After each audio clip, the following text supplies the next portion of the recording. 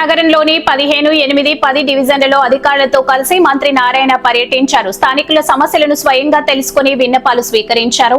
ఏళ్ల నాటి సమస్యల పరిష్కారానికి చర్యలు తీసుకుంటామని హామీ ఇచ్చారు.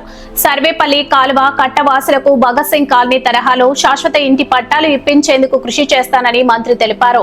60 ఏళ్లుగా నివాసం ఉంటున్న వారిని ఇబ్బంది పెట్టబోమన్నారు. ఎన్జీటీ నిబంధనల ప్రకారం సర్వే చేయించి న్యాయం చేస్తామని స్పష్టం చేశారు. ప్రభుత్వానికి వస్తున్న ఆదరణ చూసి వైసీపీ ఓర్వలేకపోతుందని మంత్రి నారాయణ విమర్శించారు.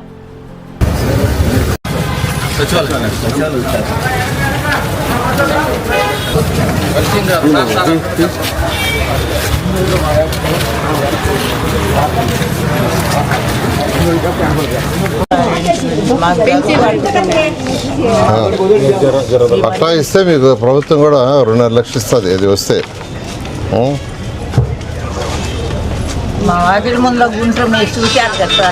వయసు ఎంత? 62.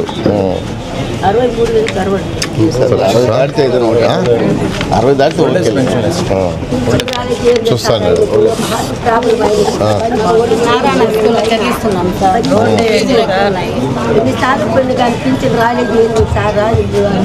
ఆడపిల్లలు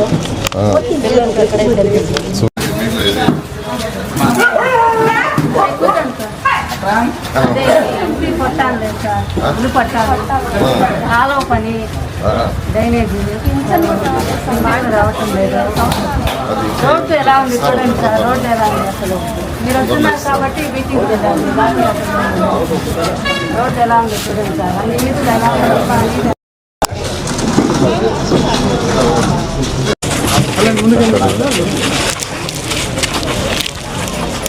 హలో, నాకు ఇస్తావా flower? Thank you. Good good good good thank you. నీకే ఇదిగో ఇంకో చాక్లెట్. ఓకే, నీకే వాళ్ళ కాలం నుంచి ఎంత ఉంది మీ ఇల్లు?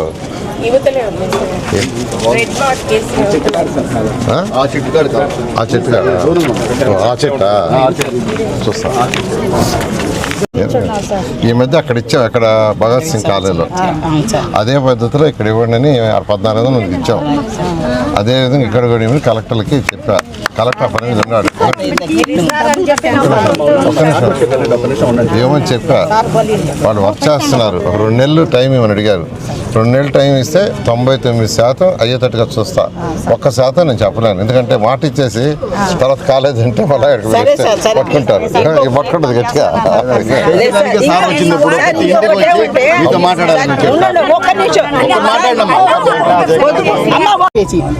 అది సార్ జరిగింది. ప్యూర్ పట్టాలు కోతిలు ఎక్కువ అయిపోయింది.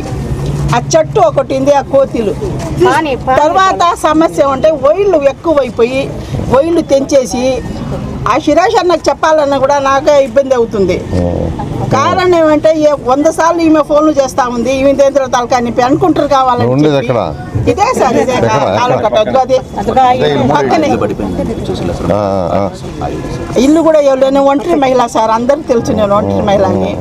మా వాళ్ళు లేరు, ఏదో జీవనం చేసుకొని బతకాల పరిస్థితి అది సార్. ఏం చేస్తున్నావు? అదే సార్, పూలు అల్లుకుంటా ఉంటా.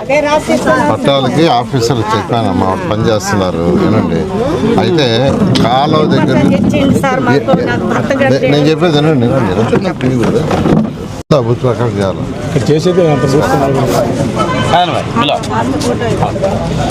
99% అవుతుంది. 99%. 1% చెప్పలేదు. అది చేస్తాను, నేను చెప్పాను. ఇప్పుడు నేను చెప్పాను, చేయిస్తాను సార్. ఏడుగా ఉంటున్నాం సార్ ఇక్కడ మన కాలం నుంచి పట్టా వచ్చేటట్టుగా నేను ప్రయత్నిస్తున్నా. ఆల్రెడీ కలెక్టర్ చెప్పాను, 20 అడుగులు మాత్రం కాలం పక్కన ఇవ్వలేరు, మిగతాది ఇవ్వడానికి పాసిబిలిటీ ఉంది. 99% ట్రై చేస్తా.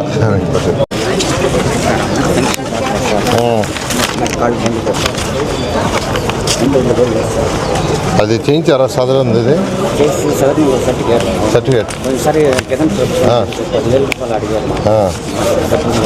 స్లాట్ ఓపెన్ చేసి ఒకసారి సదరం సార్ ఫోన్ నెంబర్లో ఇవ్వండి, సార్ చేస్తారు.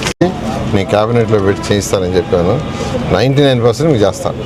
99%. 1% మాత్రం అందుతున్నాయి మీ తరపు నుంచి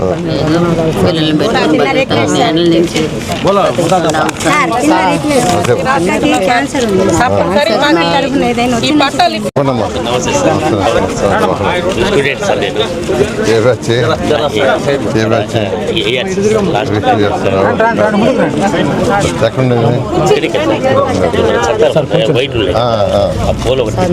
ఏం చెప్పండమ్మా. ఎంతకాలం నుంచి ఉంటారు ఇక్కడ? 60 సంవత్సరాలు.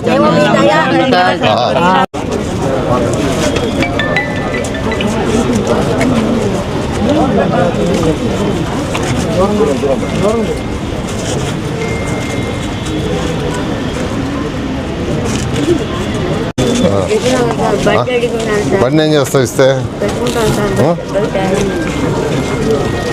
ఉండదు నాకు ఇది.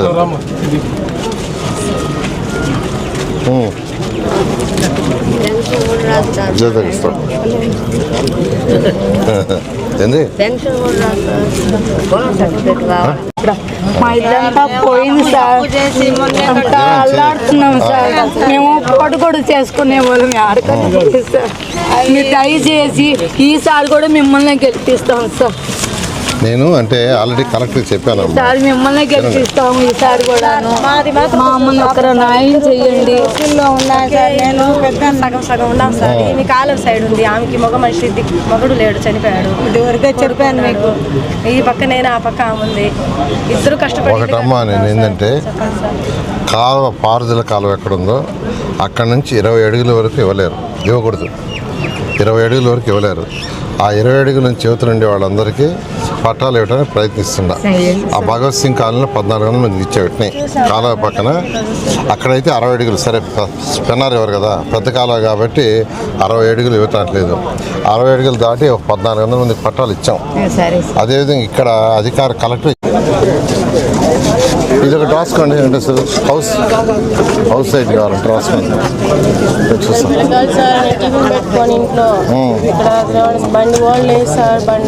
బండి ఇస్తే ఏం చేస్తావు? అవును, బండి ఇస్తే ఏం చేస్తావు? బండి అంటే రాసుకోండి. రాసుకోవాలి. అంతకుముందు రాసుకునేవాడు, నువ్వు మర్చిపోయి వదిలేసావు. సైకిల్ ఇచ్చే రోజు మా ఆయనకి మరీ బాగాలేదు సార్. వెళ్ళలేదా పిల్లోడికి కానీ పాపం ఆ రోజు అవి ఇస్తారు, వాళ్ళందరికి ఇస్తారు. వాడు ఉన్నాయి మిస్ అయిన వాళ్ళందరికి ఇస్తారు. సైకిల్ పెట్టుండాడు. ఓకే, అది ఇంకా రాయట్లేదమ్మా. రాసేటప్పుడు నేను మాట్లాడతాను.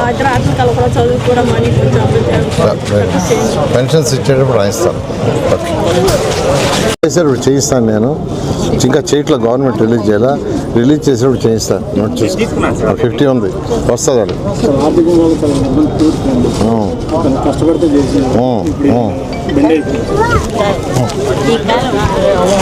విజేత అది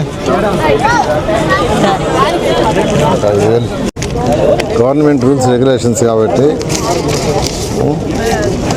ఆడ భగత్ సింగ్ కాలనీ ఇట్టే ఉండింది. ఇట్టే తయారు చేసి సీఎం గారికి చెప్పి క్యాబినెట్లో పెట్టి అప్రూవ్ చేయించా. అంటే ఇక్కడ కలెక్టర్ ఇవ్వడానికి ఆయనకి రైట్ లేదు, మాకు లేదు. మళ్ళీ అక్కడ సీఎం గారికి చెప్పి క్యాబినెట్లో పెట్టి చేయించాలా. థ్యాంక్ యూ అమ్మా, thank you. Tiffin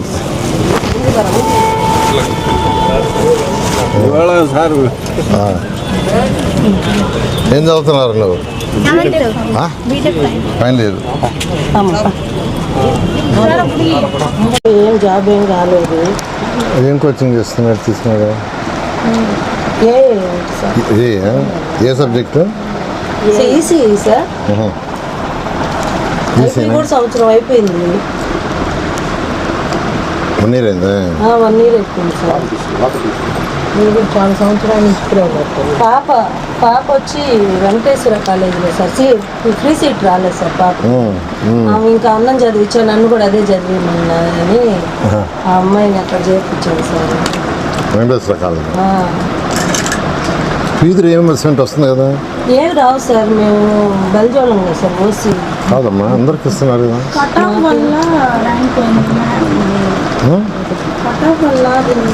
cut off రాలేదా? డ్రైనేజ్ చేయాలంటే కింద తోవాలు వేసుకోవాలి సార్.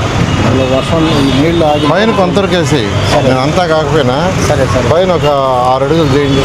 సరే సార్. 6 అడుగులు తర్వాత చూస్తాం. సరే సార్. ఇక బ్రిడ్జ్ దగ్గర మర్రి చెట్టు కొట్టించి మర్రి చెట్టు వెళ్తే చెట్టు కొట్టించి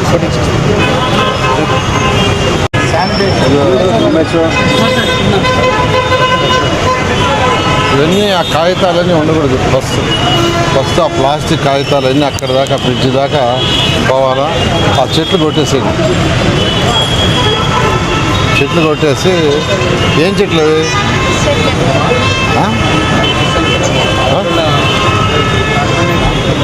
ఏంది ఇంకా అట్లాంటి చెట్లు అవి తీసేసి ఇక్కడి నుంచి ఆ బ్రిడ్జ్ రోజు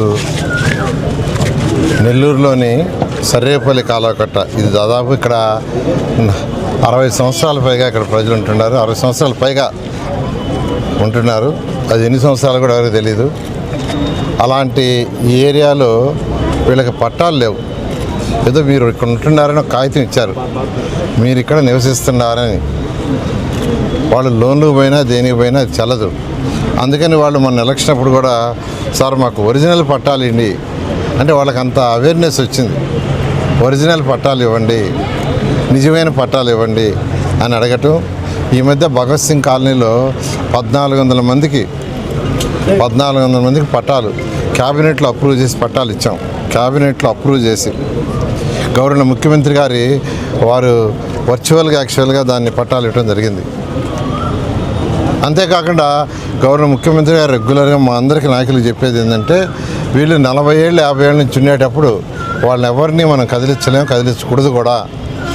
ఎందుకంటే వాళ్ళ యొక్క జీవనం ఈ సరిహద్దు ప్రాంతాల్లో ఉండే దగ్గరే పనులు చేసుకుంటుంటారు. చిన్న చిన్న పనులు, కూలీ నాలి, పక్కనుండే ఏరియాలో కూలీ పోవటం, నాలి పోవటం, కొందరు వంట పనులు ఇళ్లలో చేయటం, పక్కనే ఆటో స్టాండ్లో చేయటం, ఇలా చిన్న చిన్న పనులు పరిసర ప్రాంతాల్లో చేసుకుంటుంటారు. కాబట్టి వాళ్ళని కదిలించడం భావ్యం కాదు. వాళ్ళకి పట్టాలు ఇచ్చేది స్టడీ చేయండి అని గౌరవ ముఖ్యమంత్రి గారు కూడా ఆదేశం ఇచ్చారు. దాని మీద యాక్చువల్గా కలెక్టర్ గారికి ఇన్స్ట్రక్షన్ ఇచ్చాము, ఒక కమిటీ వేసాము.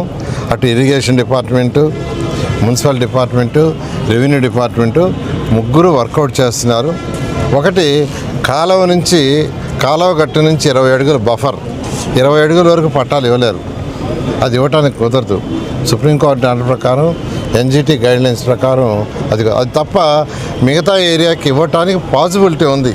అయితే ఏదైనా రూల్స్ అండ్ రెగ్యులేషన్లోనే చేయాలా, దానికని అధికారులు చేస్తున్నారు. ఈరోజు యాక్చువల్గా ఈ ఏరియాకి రమ్మని వీళ్ళందరూ చెప్పడం నేను యాక్చువల్గా వచ్చాను. అయితే ప్రతి ఒక్కరూ ఒకటి అడిగేది, సార్ మాకు ఒరిజినల్ పట్టాలు ఇవ్వండి, నిజమైన పట్టాలు ఇవ్వండి, మాకు హక్కుండే ఇవ్వండి, మాకు పూర్తి హక్కుండే ఇవ్వండి. మేము ఇల్లు కట్టుకోవాలన్నా కట్టుకునేటట్టుగా, లోన్ తెచ్చుకోవాలన్నా తెచ్చుకునేటట్టుగా అలాంటి పట్టాలు ఇవ్వండి అని అడిగారు. ఖచ్చితంగా అది చేయటం కోసం వచ్చాను. ప్రజలైతే చాలా ఆనందంగా ఉన్నారు.